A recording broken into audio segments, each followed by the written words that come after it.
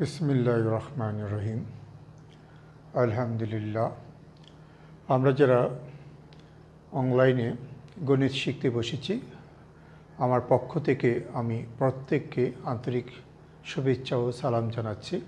আসসালামু আলাইকুম ওয়া রাহমাতুল্লাহি ওয়া বারাকাতুহু। আজকে আমি যে ধারাবাহিক ক্লাস করে দিচ্ছি তোমাদের বহুপদী ও বহুপদী সমীকরণের, আমার আজকে লেকচার 5। আজকে কোনো নতুন সূত্র আসবে না। আমরা গত লেকচার 4-এ যে সূত্রগুলো ব্যবহার করেছি অথবা লেকচার 3-তে যে সূত্রগুলো ব্যবহার করেছি, এই সূত্রের ভিত্তিতে আরও কিছু অঙ্ক আজকে আমি করব। আজকে আমার প্রথম যে অঙ্কটা তোমরা লক্ষ্য করে দেখো, এখানে একটা প্রশ্ন লেখা আছে, এত সমীকরণের মূলদ্বয় আলফা বিটা হলে এত সমীকরণের মূলদ্বয়কে আলফা বিটার মাধ্যমে প্রকাশ করো। গত ক্লাসে আমরা যে অঙ্কগুলো করেছি ওই অঙ্কগুলোরই একটি বিপরীত অঙ্ক বলা যায়। আমরা গত ক্লাসে অঙ্ক করেছিলাম, মূলগুলো আলফা বিটার মাধ্যমে দেওয়া ছিল, সমীকরণ বের করেছি। আর এখন আমি উল্টা বলছি যে সমীকরণ দেওয়া আছে, মূলগুলো আলফা বিটার মাধ্যমে প্রকাশ করো। তো আমি এখানে প্রথম যে অঙ্কটা করতেছি, এটার মতো আরও 3 থেকে 4টা অঙ্ক তোমাদের জন্য বাড়ির কাজ হিসাবে থাকবে। তোমরা ওই অঙ্কগুলো এখন যেভাবে বলবো সেভাবে করতে পারবে। প্রশ্ন আছে, এত এর মূলদ্বয়, এত এর মূলদ্বয় আলফা বিটা। অতএব আমরা লিখতে পারি আমাদের পূর্বের সূত্র থেকে মূলদের যোগফল মাইনাস b/a এবং মূলদের গুণফল c/a। এখন আমি যে সমীকরণটা এখানে আমার উল্লেখ করা আছে ওই সমীকরণটা লিখব, s² ac into s² plus 1 minus b² minus 2ac into x. এখানে প্রশ্ন হলো, আমি এখান থেকে এক্সের মান বের করব। কি নির্দিষ্ট করে উল্লেখ আছে, উত্তরটা হইতে হবে আলফা বিটার মাধ্যমে। এই দ্বিঘাত সমীকরণ থেকে এক্সের মান বের করব, উত্তর হতে হবে আলফা বিটার মাধ্যমে। তোমরা একটা জিনিস লক্ষ্য করে দেখো, আমি যদি এখান থেকে এক্সের মান বের করার চেষ্টা করি, যেহেতু এখানে এসি বি এই রাশিগুলো আছে, তাই উত্তরটা অবশ্যই এসি বি দিয়ে প্রকাশিত হবে যদি আমি এই অবস্থায় রেখে এক্সের মান বের করি। আর আমি যদি কোনোভাবে এ সি এবং বি এই যে অজানা রাশিগুলো যদি আমি সরিয়ে উপরের আলফা বিটা আনতে পারি, তাহলেই সমীকরণ থেকে এক্সের মান আলফা বিটাতে আসবে। তাই আমার এই হলো উদ্দেশ্য, এই উদ্দেশ্য নিয়ে আমি কাজ করব। কথাটা আমি করতে করতে বলতেছি। প্রথমে আমি এখানে এসি বি এগুলোকে সরানোর জন্য আমি একটু সাজাচ্ছি। প্রথমে এসি দ্বারা ভাগ করে নিচ্ছি, s² plus 1 b² divided by a c minus 2 a c তো কাটাই যায় ইন্টু এক্স, অর্থাৎ আমি এসি দিয়ে ভাগ করে দিলাম পুরো রাশিটাকে, এসি দ্বারা ভাগ করে দিলাম। এবার আদর্শ আকার আনার জন্য s², আর এটা আগে লিখি b² by a c minus 2 into x plus 1। তা আমি এমনভাবে এখানে এই রাশিটাকে সাজাতে চাই উপরে যাতে মাইনাস b/a আসে। দেখো আমি একটু আগেই এটা দেখি মাইনাস b/a আগে লিখে ফেলবো, b/a আগে, এই মাইনাস b/a লিখলেই তো আমি আলফা প্লাস বিটা বসাইতে পারবো। তাই আমার টার্গেট হলো আমি মাইনাস b/a আগে লিখে ফেলবো। তাই আমি মাইনাস b/a লিখে ফেললাম। কিন্তু আমার জিনিস দেখো, ওখানে একটা স্কয়ার আছে, বির উপরে একটা স্কয়ার আছে, তাহলে বির উপরে স্কয়ার তৈরি করতে হলে একটা স্কয়ারও দিয়ে ফেলতে হবে সাথে সাথে। অর্থাৎ আমি মাইনাস b/a লিখবো, তার উপরে বর্গ রাশি লিখবো। তারপরে আমি এখানে যা ছিল তা সমতা আনার জন্য আমি একটা কিন্তু a² বেশি লিখে ফেলছি, তাই a²টাকে আমি সরানোর জন্য আমি নিচে c/a দিব। তাহলে কিন্তু আমার ওটাকে সরল করলে আবার আগেরটায় ফেরত আসবে। আমি একটা a কাটা যাবে আর একটা a থেকে যাবে, ওই এটাই এসি হিসাবে থাকবে। আমি যেভাবে লিখছি দেখো, এমনভাবে লিখছি যাতে করে আমার কি হয়, এই অঙ্কের মধ্যে মাইনাস b/a এবং c/a, ওই যে আমার c/a এর মানটা তৈরি হয়ে যায়। তা আমি এখন যদি মানটা বসিয়ে দিই, তাহলে আমার আসে s² মাইনাস উপরে মাইনাস b/a এর মান হলো আলফা প্লাস বিটা, যার উপরে হোল স্কয়ার, আর নিচে c/a হলো আলফা ইন্টু বিটা। তাহলে আমি অতি সহজেই আমার লক্ষ্যে আমি পৌঁছে গেছি। কি আমি এই অঙ্কের মধ্যে এ বি সি যে রাশিগুলো ছিল, এ বি সি রাশিগুলো কিন্তু আমি সরিয়ে ফেলছি। এখন যদি আমি এক্সের মান বের করার চেষ্টা করি, অবশ্যই উত্তরটা আলফা বিটাতে আসবে। এবার আমার জাস্ট একটু সরল করে এক্সের মান বের করার কাজ, এই কাজটা এখন করতে হবে। আর আমি আরেকটা লাইন লিখি, s² মাইনাস, এখানে যদি লসাগু করে দিই alpha plus beta whole square minus 2 alpha beta divided by alpha beta into x plus 1 equal to 0। এখানে যদি আমরা লক্ষ্য করি এস স্কোয়ার মাইনাস উপরের অংশ হয়ে গেছে alpha square plus beta square, নিচে হল alpha beta into x plus 1। তাহলে এস স্কোয়ার মাইনাস আমি যদি আলফা স্কোয়ারের নিচে আলফা বাই বিটা লিখি এবং বিটা স্কোয়ারের নিচে যদি আলফা বাই বিটা লিখি into x plus 1 equal to 0। তাহলে কাটাকাটি করলে এখানে এস স্কোয়ার এই আলফা আলফা কাটা গেলে আলফা বাই বিটা যোগ এখানে বিটা বিটা কাটা গেলে beta by alpha into x. এখন আমি এটাকে দেখে এখানে যে রাশিটা আসছে এই রাশিটা দেখে আমি কিন্তু একটা জিনিস লিখতে পারি সুন্দরভাবে, কি সেটা? Alpha by beta into beta by alpha equal to 0।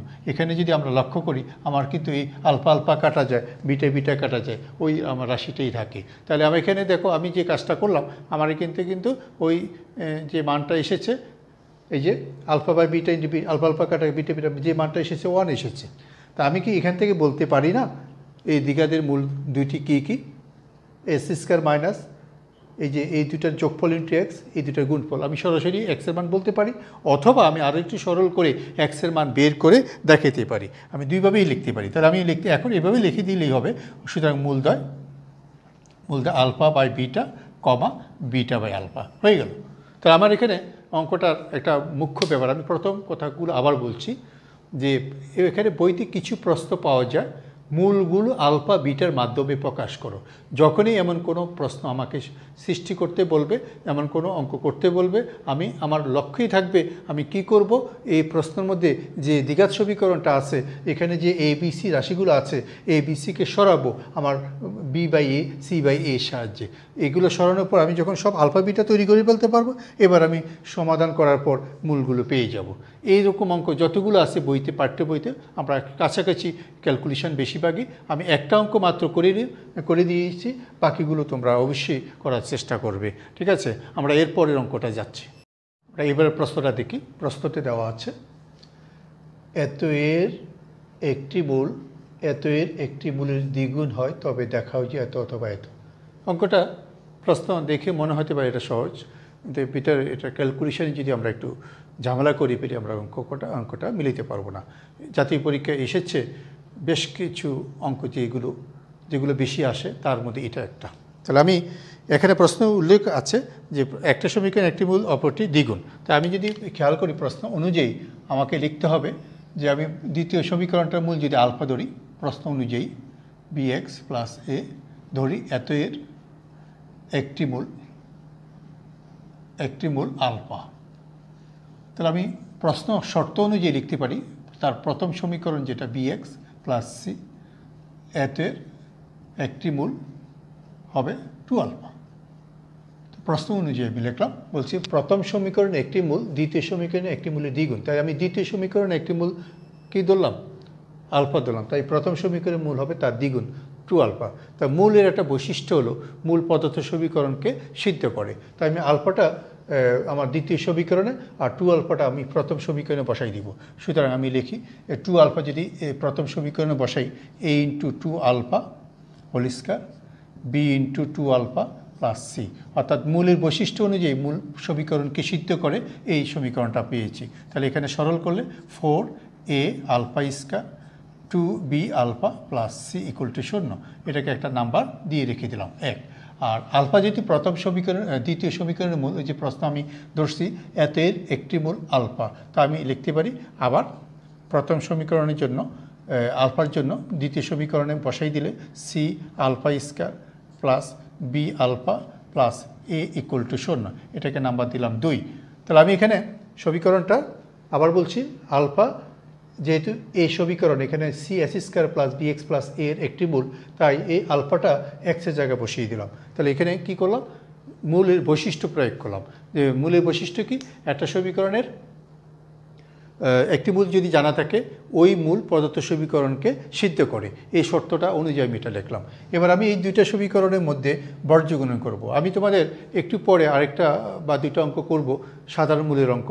আমরা সাধারণত ওই অঙ্কগুলোতে অপনয়ন পদ্ধতি ব্যবহার করব, কিন্তু এখানে অপনয়ন তেমন সুবিধা নেই, কারণ এখানে নিচে আমরা যদি খেয়াল করি কোনো রাশি মিল নেই। যদি মিল থাকতো আমরা বিয়োগ করে অপনয়নে সমাধান করতে হবে। তো এই অঙ্কটা অপনয়নে একটু বেচাল হয়ে যায়, রেজাল্ট আসে না, তাই আমি বর্জ্যগুণন করতেছি। তাহলে বর্জ্যগুণন পদ্ধতিটা আমি এখানে ইউজ করতেছি। 1 এবং 2 নং থেকে বর্জ্যগুণন করে পাই, বর্জ্যগুণন করে পাই। তাহলে 1 এবং 2 নংয়ের বর্জ্যগুণনের এখানে চলক হলো আলফা স্কয়ার একটা, আলফা একটা, 1 একটা, alpha square, alpha 1। Alpha square কেন? এই যে আলফা স্কয়ার, এই যে আলফা, এখানে ধ্রুবক মানে 1। তাহলে আলফা স্কয়ার যখন আমরা এখানে আমরা বর্জ্যগুণন নিয়ম অনুযায়ী এটা যদি বাদ দিই তাহলে এই গুণটা আগে হবে। তাহলে 2ab, তাহলে এই লিখে ফেলবো 2ab, আর মাইনাস দিয়ে লিখবো এ বি লোকে সি, যে বি সি লিখলাম। আর আলফা যখন হবে মধ্যটা বাদ যাবে, এই কোণার গুণটা আগে আসবে, অর্থাৎ C square minus 4a square. আমরা নিয়ম অনুযায়ী মধ্যেরটা আলফা যখন যাবে মধ্যেরটা বাদ যাবে, সি লোকে সি গুণ হলে সি স্কয়ার, আর 4a এর সাথে এই গুণ করলে 4a স্কয়ার, মাঝখানে হলো মাইনাস। আর 1 দিয়ে যখন লিখবো আমরা ধ্রুবক, এই জন্য আমরা আবার প্রথমে 4a ইন্টু ab, অর্থাৎ 4ab মাইনাস 2bc হবে। তাহলে আমি এখানে কী করলাম? বর্জ্যগুণন করে এই লাইনটা পেয়েছি। এখানে একটা লক্ষণীয় ব্যাপার আছে যে হর যে একটা পদ কাটা যায়, আমি যদি কমন নিয়ে সাজে উৎপাদক থেকে হর একটা পদ কাটা যায়, কিন্তু এই কাজটাই যদি আমি করি আমার যে দুইটা রেজাল্ট আছে এই দুইটা রেজাল্টের একটা রেজাল্ট বাদ হয়ে যাবে। তাই কমন উৎপাদক আসে, কিন্তু কমন উৎপাদক বাদ দিলে এই দুটি রেজাল্ট আসে না, একটি রেজাল্ট আসে। এখানে একটা বড় ভুল হয়, আমরা এই জন্য একটু সতর্ক থাকব। তা আমি প্রথম দুটার মধ্যে যদি সরল করি, প্রথমটা দ্বিতীয়টার মধ্যে যদি সরল করি, তোমরা লক্ষ্য করো প্রথম দুটার মধ্যে উপরে একটা আলফা মিল আছে, তা বাকি আলফার মানটা আমি একবারে লিখি 2ab মাইনাস বিসি। আমি কিন্তু কমন নিতে পারি না, কমন নিচ্ছি না, ওই যে আমরা ভুল করে কাটাকাটি করে ফেলতে পারি এই কারণে। আর দ্বিতীয় এবং তৃতীয় পদটা যদি আমি বের করি, আলফার মান আসে c square minus 4a square divided by 4ab minus 2bc। তাহলে আমি প্রথম দুই পদের মধ্যে সরল করে আলফা বের করছি, দ্বিতীয় এবং তৃতীয় পদের মধ্যে সরল করে আলফা বের করছি।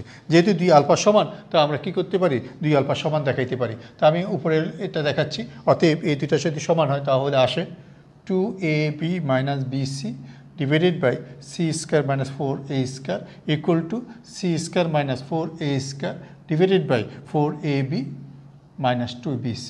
তো আমি আবার কথাটা বলছি, আমার এখানে একটা কমন উৎপাদক আছে উপরে নিচে, আমি কিন্তু কমন নিলে উৎপাদকটা দেখা যাবে, তখন এটা কাটাকাটি যাবে। আমি কিন্তু সেই উৎপাদকটা কমন নিচ্ছি না অতি সতর্কতার জন্য। হ্যাঁ, যদি কেউ কমন নিয়ে পেল, সমান পদ আছে বিধে কাটবে না। যখন কোনো পদ সমান থাকে ওই পদ কাটতে হলে নট ইকুয়াল টু শূন্যবদ্ধ হয়, এই জিনিসটা মাথায় রাখবা। তাই এখানে আমাদের আমি লভর কাটাকাটি করলাম না, আর একটু অগ্রসর হচ্ছে, আর গুণ করিয়ে দিচ্ছি C square minus 4a square, এই কোণার লগে এই কোণা গুণ করলে হোল স্কয়ার, আর এটার সাথে এটা গুণ করলে 2ab minus BC into 4ab minus 2bc। ঠিক আছে? তাহলে আমি এখানে এবার কমন নিচ্ছি, কমন নিয়ে উৎপাদক করলে আমার এই দুটো আলাদা রাশি চলে আসবে।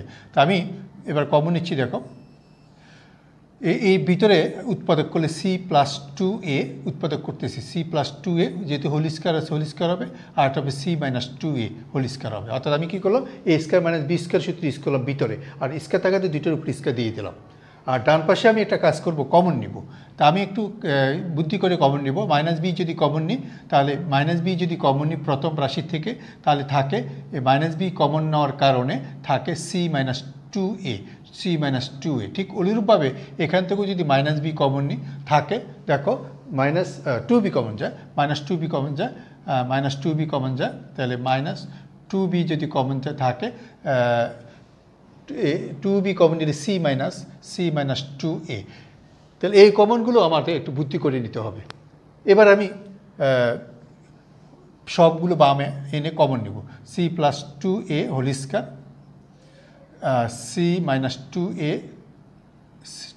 হোল স্কয়ার, আর একবারে যদি এই পাশে নিয়ে আসি 2b স্কয়ার হবে, minus B square minus minus plus minus 2b square হবে, তাহলে হয় C minus 2a whole square, এক পাশে নিয়ে আসলাম।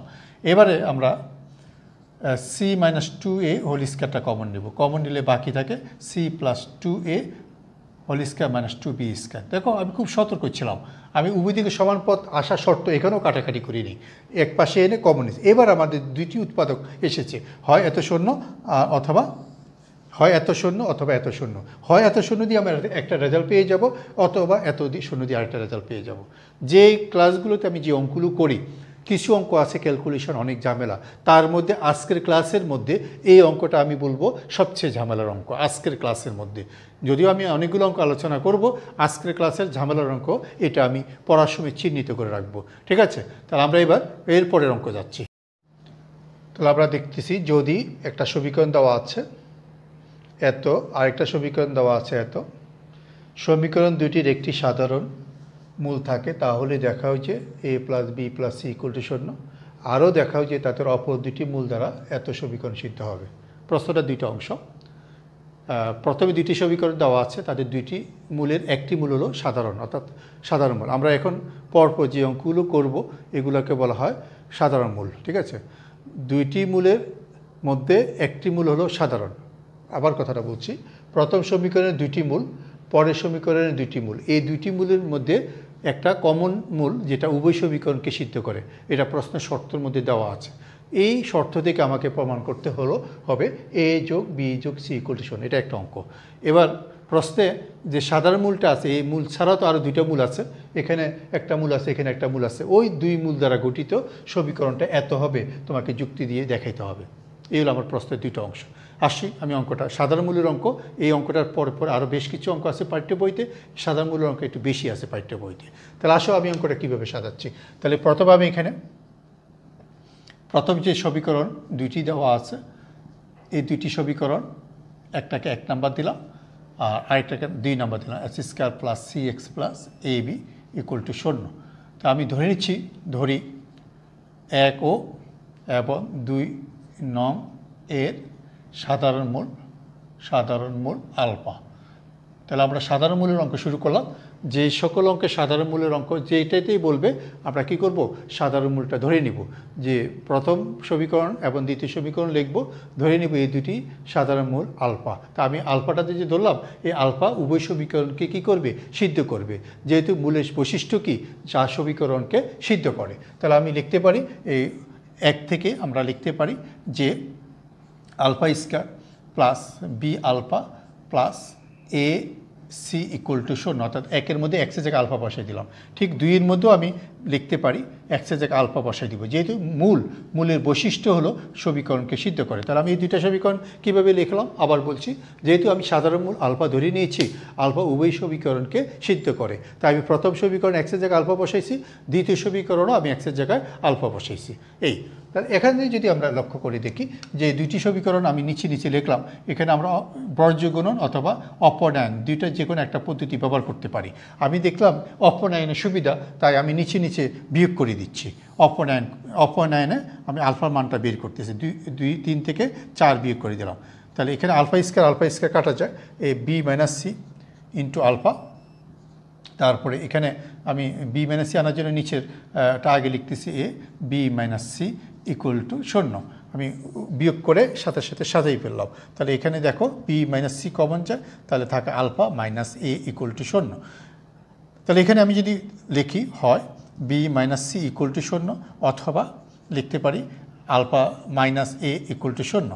তাহলে বি ইকুয়াল টু সি হয়েছে একটা, আর আলফা ইকুয়াল টু এ হয়েছে। আর বি ইকুয়াল টু সি এই অঙ্কতে গ্রহণযোগ্য না। কেন?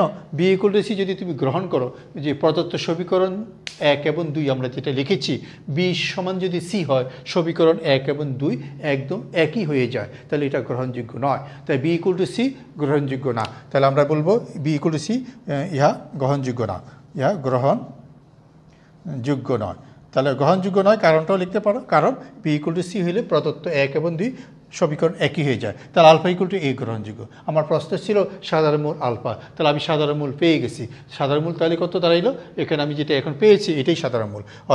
অতএব সাধারণ মূলটি হলো সাধারণ মূল আলফা। যদি প্রশ্ন বলে সাধারণ মূলটা কত, আমরা সাধারণ মূলটা বের করে পেলাম। অতএব সাধারণ মূল আলফা ইকুয়াল টু এ।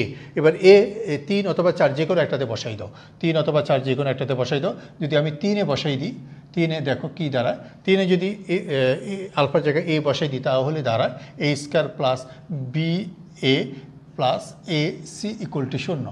এখানে এ দিয়ে কমন নিয়ে এ দিয়ে ভাগ করে দিতে পারো, এ দিয়ে যদি একে যদি বাদ দিতে চাও এ দ্বারা উভয় দিকে ভাগ করে দাও। এখানে এ নট ইকুয়াল টু শূন্য হইতে হবে, কারণ প্রশ্ন আমরা যদি খেয়াল করি এখানে এ ইকুয়াল টু যদি শূন্য ধরো, আচ্ছা এই যে আলফা ইকুয়াল টু এ ধরলাম, এটা কিন্তু মূল এখানে আলফা ইকুয়াল টু এ, এটা জিরো হইতে পারে না। যদি জিরো হয় উভয় সমীকরণ জিরো দ্বারা সিদ্ধ হয় না। দেখো যদি এ ইকুয়াল টু শূন্য, এ আলফার মান তো এ, আমরা এ নট ইকুয়াল টু শূন্য, যদি এ ইকুয়াল টু শূন্য তাহলে উভয় সমীকরণকে সিদ্ধ হয় না। তাহলে আমরা এখানে এ নট ইকুয়াল টু শূন্য বলতে পারি, কারণ এই যে মূলটা এসেছে এটা শূন্য হইতে পারে না। যদি শূন্য হয় তাহলে আমাদের প্রশ্নের অস্তিত্বই থাকে না।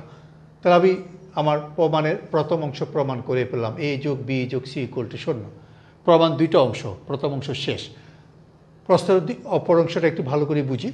বলছে আরও দেখাও যে তাদের অপর দুইটি মূল দ্বারা, তাদের অপর দুটি মূল, তাহলে প্রথম সমীকরণের মূল তো দুইটা ছিল, একটা মূল এ, আমরা এই মাত্র পেয়েছি, আরেকটা মূল কত আমরা জানি না। ঠিক অনুরূপভাবে 2 নং সমীকরণের মূল দুইটা, একটা আমরা জানি এ, আরেকটা কত জানি না।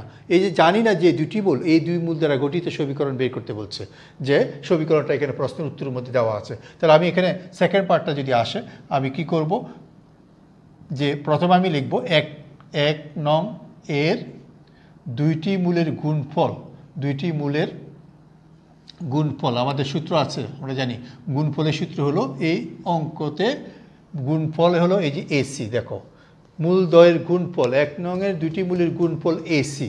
আমি কিন্তু একটি মূল আগে বের করছি, এই যে সাধারণ মূল এ, তাহলে 1 নং এর একটি মূল কিন্তু আমরা বের করছি, একটি মূল কত এ, এটা প্রশ্ন আমরা বের করছি, এই যে প্রথম এ, তাহলে একটি মূল হলো এ, গুণফল যদি এসি হয় তাহলে 1 নং এর অপর মূল কত, 1 নং এর অপর মূল হবে কত, এসিকে এ দ্বারা ভাগ করো, কত সি। দুটি মূলের গুণফল এসি, একটি যদি এ হয় অপরটি কত সি। আমরা 1 নং এর অপর মূল পেয়ে গেছি। ঠিক অনুরূপভাবে আমরা দ্বিতীয় সমীকরণের ক্ষেত্রে লিখতে পারি 2 নং এর মূল দ্বয়ের গুণফল আমরা সূত্র অনুযায়ী লিখতে পারি। গুণফল এখানে আছে কত এ বি, এই যে দেখো এ বি, এখানে আছে এ বি, তাহলে গুণফল হলো এ বি। তাহলে 2 নং এর একটি মূল কিন্তু আমরা আগে বের করেছি, 2 নং এর একটি মূল আগে বের করছি, সেটা হলো এ, কারণ আমরা আগে বের করছি আলফা ইকুয়াল টু এ। তাহলে 2 নং এর অপর মূল কত, অপর মূল হবে, আমি যদি এ বিকে এ দ্বারা ভাগ করি তাহলে হবে বি। তাহলে দেখো 2 নংয়ের মূল দ্বয়ের গুণফল এ বি, একটি এ অপরটি বি, কারণ এ বিকে এ দ্বারা ভাগ করে বি হবে। এবার প্রশ্নটা বুঝতে হবে, প্রশ্ন বলছে অপর মূল দ্বারা গঠিত সমীকরণ। তো অপর মূল হলো কি, একটা হলো এ আর একটা হলো বি, এ এবং বি দ্বারা গঠিত সমীকরণটা চেয়েছে। তা আমি লিখব এ ও বি মূল দ্বারা গঠিত, মূল ভুল করিনি তো, একটি বলে না, এই ভুল লিখছি, এই যে সি এবং বি, অপর মূল হলো সি এবং বি, সি ও বি মূল দ্বারা গঠিত সমীকরণ, যা আমরা গত ক্লাসে পড়িয়েছি। মূল জানা থাকলে সমীকরণের সূত্র হলো এস স্কয়ার মাইনাস মূল দ্বয়ের যোগফল ইন্টু এক্স প্লাস মূল দ্বয়ের গুণফল c into b equal to শূন্য। তাহলে আমি যদি লক্ষ্য করি এখানে সি প্লাস বি আমরা আগে যে প্রমাণ করেছি, যে প্রমাণ এখান থেকে যদি সি প্লাস বি মান বের করো তাহলে আসবে মাইনাস বি, সি মানে এ মাইনাস এ ইন্টু এক্স, আর এখানে বিসি তো আছেই। তা আমাকে বলছে অপর মূল দ্বারা গঠিত সমীকরণটা যা হবে এটা এসে গেছে। দেখো এই যে বিসি, এই যে আমার প্রশ্ন যেটা ছিল, এই যে দেখো এটা এসেছে, এই যে এটা এসেছে। তাহলে নিশ্চিত হলাম আমার এ এবং সি দ্বারা সি এবং বি দ্বারা আমার প্রদত্ত সমীকরণটা কি হবে, সিদ্ধ হবে। এই তো, তাহলে এই অঙ্কটার ক্ষেত্রেও আমরা বলবো সাধারণ মূলের যতগুলো অঙ্ক আছে, এই অঙ্কটা যদি আমি ভালো করে বুঝে করি, এই অঙ্কটার মতোই মূলত অন্য অঙ্কগুলো হয়। তাই এই অঙ্কটা বুঝে করলে অন্য অঙ্কগুলো পারা যাবে। ঠিক আছে, আমরা পরের অঙ্কে আসি। তো আমরা এর পরের অঙ্কটা আসি। এখানে দেখো এতের এবং এত সমীকরণে একটি মাত্র সাধারণ মূল থাকলে কে এর মান কত, অর্থাৎ আমার আগের অঙ্কটার মতোই আরেকটা অঙ্ক করতেছি। ঠিক আছে, প্রথম এবং দ্বিতীয় সমীকরণে যদি একটি সাধারণ মূল থাকে তাহলে কে এর মান কত। তাহলে আমি এখানে দেখো কি করলাম, যে দেওয়া সমীকরণটা আগের মতোই, সব অঙ্ক এখানে এই অঙ্কটা আগের মতোই লিখতেছি। এটার নাম্বার দিলাম 1, আর আরেকটা হলো S square minus 2x minus k equal to 0, এলো আরেকটা 2 নম্বর। ধরি 1 ও 2 নং এর সাধারণ মূল আলফা। তাহলে আমি 1 নং থেকে পাই, সুতরাং alpha square plus k alpha minus 6k equal to 16, আর এটা হলো alpha square minus 2 alpha minus k equal to 0। তাহলে এই অঙ্ক আগের অঙ্কের মধ্যে যদি আমি করতে চাই, অপনয়নে করতে পারি কিনা লক্ষ্য করে দেখো। অপনয়ন তখনই করা যাবে যদি আমরা দেখি মাঝামাঝি এখানে 3টা পদের মধ্যে যে কোনো একটা পদ সমান, তাহলে অপনয়নে করা যায়, নতুবা বর্গগুণন করলেই ভালো। তা আমি এই অঙ্কটা যেহেতু অপনয়নের সুবিধা, আমি অপনয়নেই করতেছি আগেরটার মতোই। তোমরা কিন্তু এই অঙ্কগুলো পাঠ্য বইতে বেশিরভাগই কী করছে, বর্গগুণন করছে, তা আমি অপনয়নে করতেছি। তা আমি যদি নিচে নিচে বিয়োগ করে দিই, এটার সাথে এটা কাটা যায়, তাহলে এখানে K plus 2 into alpha minus 5k equal to 0, অতএব আলফা ইকুয়াল টু আসতেছে 5k divided by K plus 2। তা আমি আলফার মানটা এখানে 3 অথবা 4 যে কোনো একটাতে বসাই দিব। তা আমি যদি 3 নঙে যদি বসাই দিই, আলফার মানটা এখানে যেটা এসেছে 3 নম্বরে যদি বসাই দিই, 5k divided by K plus 2, এই যে হোল স্কয়ার দিলাম, যোগ K into alpha 5k divided by K plus 2 in alpha minus 6k equal to 0। তা আমি কেন অঙ্কটা করতেছি, আমার একটা কারণ হলো, আমি তো অঙ্কটা না করলেও পারতাম। এই অঙ্কটার মূল কারণ হলো পাঠ্য বইতে এই অঙ্কটা যেভাবেই করে, আমি দেখছি পাঠ্য বই অনুযায়ী অপনয়ন কী বলে বর্গগুণন পদ্ধতিটাই বেশিরভাগ ছাত্র ব্যবহার করে। তখন তারা একটা কাজ করে, এখানে হর রাশিগুলোতে যদি সমান পদ আসে কেটে পেলে, তাহলে এখানে কে এর মান কিন্তু আমি যদি নর্মাল নিয়ম মতো করি, কে এর মান 3টা আসে, কিন্তু আমি যদি কোনো পদ উৎপাদক কেটে ফেলি, তাহলে কে এর মান আসে আরও কম, 2টা আসে, বা কোনো কোনো ক্ষেত্রে কাটাকাটি বেশি হয়ে গেলে 1টা আসে। তো এই ভুলগুলো ছাত্রছাত্রী যখন করে সে বুঝতে পারে না। তা আমি এখানে এই লাইনে পরে আমার এই সমীকরণটা যখন আমি খেয়াল করব, আমি যদি কোনো কারণে একটা কে বাদ দিতে যাই, নট ইকুয়াল টু 0 বলতে হবে, কে বাদ দেওয়া যাবে না। তো কে বাদ দিলেই আমার কি হয়ে যাচ্ছে, কে বাদ যাওয়ার কারণে আমার রেজাল্ট কম আসতেছে। তা আমি এখানে যদি খেয়াল না করি, আমি এই ভুলটা হয়ে যাবে। তাহলে আমি উপরে 25k স্কয়ার আমি হরমুক্ত করে দিচ্ছি, লসাগুলো কে প্লাস 2 হোল স্কয়ার আমি একবার হরমুক্ত করে দিচ্ছি, 5k square into K plus 2, তারপর minus 6k into K plus 2 whole square, এই যে K plus 2 whole square equal to 0। আমি কী করলাম, লসাগু করে দিলাম, তাহলে হর যায় ওই পাশে 0 হয়ে যাবে। তাহলে উপরে আমি কোনো একটা কারণে যদি একটা কে কমন নিয়ে কাটাকাটি আগে করি বলতে আমার রেজাল্ট আসবে না। তা আমি খেয়াল করে দেখলাম আমার একটা কী আছে, এখানে প্রতিটার মধ্যে একটা কে কমন আছে, দেখো এই যে কে কে কে একটা কে কমন নিয়ে ফেললাম। তাহলে আমার এখানে থাকে 25k, এখানে থাকে, আমি যদি কে একটা কমনও নিই আর একটা কে থাকে, গুণ করে দিলে 5k স্কয়ার প্লাস 5 দুগুলো 10k, আর এখানে একটা কে কমন নিলে আরও 6-এর পাশে কে স্কয়ার মাইনাস 6 দুগুণে 12 অথবা প্লাস কত 4k প্লাস 4, আমি গুণটা করে দিলাম, কেকটা কমন নিলাম ইকুয়াল টু 0। তাই কোনো কারণে যদি তুমি এটা কমন নিয়ে বাদ দিয়ে বলে একটা কি কিন্তু কমে যাচ্ছে। তার এই যে কমন নয়, এই জায়গাগুলো আমি ভুল করি, আমরা সাধারণত এই জায়গাগুলো ভুল করি, আমরা যাতে এই জায়গাগুলো ভুল না করি। এবার এখানে যোগ বিয়োগ করলে আমরা কে এর একটা উৎপাদক রাশি পাবো, ওইখান থেকে আরও 2টা মান চলে আসবে। ইনশাল্লাহ বাকিটা তোমরা করতে পারবা। আমি যে অংশটা বেশি সমস্যা করে এই অংশটাই বোর্ডে কমপ্লিট করলাম। অর্থাৎ আমি এখানে যখন সরল করে আমি 2-3 লাইন পর যে উৎপাদকটা পাবো, আমার হাতে যে অঙ্কটা আছে আমি শেষ লাইনটা লিখে দিচ্ছি, কে মাইনাস 8 ইকুয়াল টু 0। এখান থেকে আমরা কে এর মান একটা পাবো 0, একটা পাবো 3 আর একটা পাবো 8, ভুল করে যাতে আমরা কোনো পদ আগের থেকে বাদ না দিই। এই বাদ দেওয়ার কারণেই আমাদের এখানে রাশিগুলো বাদ হয়ে যাওয়ার কারণে রেজাল্ট কম হয়ে যায়। ঠিক আছে, আমরা এখন যে অঙ্কটা দেখতেছি যদি ভালো করে খেয়াল করি, আমি লিখেছি প্রথম একটা রাশি লিখেছি, ইকুয়াল দেওয়া হয়নি, এখানে আরেকটা রাশি লিখেছি, এখানে ইকুয়াল দেওয়া হয়নি। বলছে রাশি দ্বয়ের কেবল একটি সাধারণ উৎপাদক থাকার শর্ত সম্পর্ক নির্ণয় করো। আবার আগের অঙ্কগুলো আর এই অঙ্কের মধ্যে পার্থক্য হলো, আগের অঙ্কগুলো 2টা সমীকরণ দেওয়া ছিল, সাধারণ মূল দেওয়া ছিল, অর্থাৎ 2টা সমীকরণে যদি সাধারণ মূল থাকে তাহলে আমরা অঙ্ক করছি। এখন কিন্তু সমীকরণে দেওয়া নেই, এখন দেওয়া আছে রাশি, আর রাশির ক্ষেত্রে দেওয়া আছে উৎপাদক। তাহলে এই যে রাশির ক্ষেত্রে উৎপাদক বললো, এই ব্যাপারটা একটু আমরা ক্লিয়ার করি। দেখো আমি তোমাদেরকে বলি, এটা হলো রাশি, এটার একটা রাশি, এটা একটা রাশি। আমি যদি এই রাশিটাকে ইকুয়াল দিই হয়ে যায় সমীকরণ। আর রাশিকে যে মান দ্বারা সিদ্ধ হয় তাকে বলা হয় উৎপাদক, আর সমীকরণকে যে মান দ্বারা সিদ্ধ হয় তাকে বলা হয় মূল। আবার বলছি, রাশিকে যে মান দ্বারা সিদ্ধ হয় তাকে বলা হয় উৎপাদক, আর সমীকরণকে যে মান দ্বারা সিদ্ধ হয় তাকে বলা হয় মূল। তাহলে প্রশ্ন কিন্তু রাশি আর উৎপাদক শব্দটা ব্যবহার করা হয়েছে। তা আমি যদি এই জিনিসটা বুঝি, আসলে আগের অঙ্কটাই আর এই অঙ্কটার মধ্যে কোনো তফাৎ নেই। ধরো আমি অ্যান্সারের শুরুতেই লিখে নিব যে a s square plus b x plus c, এই যে লিখলাম এত এবং c s square plus b x plus এত এবং এত রাশি দুইটি সাধারণ উৎপাদক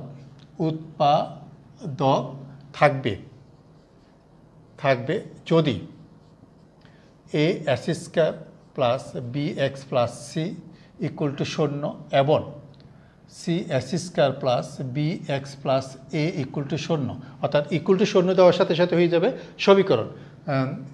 যদি এত এবং এত সমীকরণ